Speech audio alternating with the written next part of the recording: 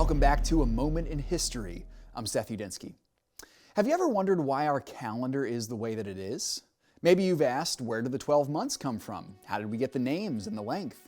Well, in every culture, the calendar has a great impact on the culture, highlighting important events, influential people, the change of seasons, and holidays. In Western culture, we use the Gregorian calendar, and as you'll see in this moment in history, the calendar is massively influenced by Christianity.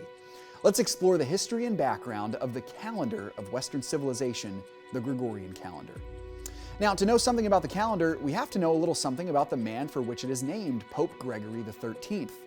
Gregory reigned over the Catholic Church during one of the most tumultuous times in Christian history, the 16th century, when the Protestant Reformation began to weaken the tight grip that the Church had held over Europe throughout the Middle Ages.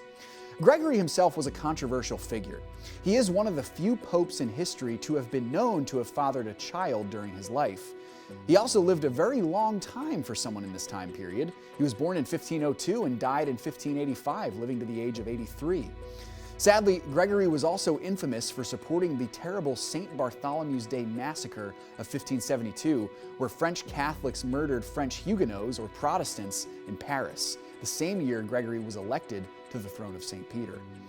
But his most famous and influential act of his life and his papacy was his authorization of a new Western calendar.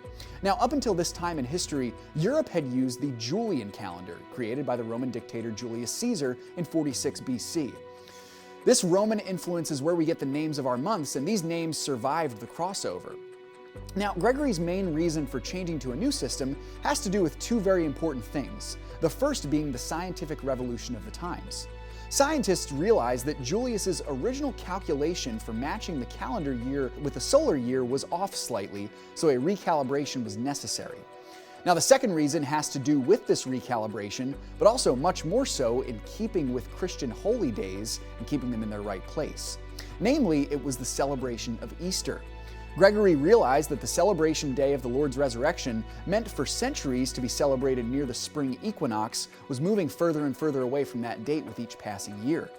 Gregory's goal was to move Easter back to its original date of celebration, and this was the initial idea that spawned the creation of a new calendar. So in 1582, Gregory instituted his new calendar in the Papal States and other Catholic regions in Europe.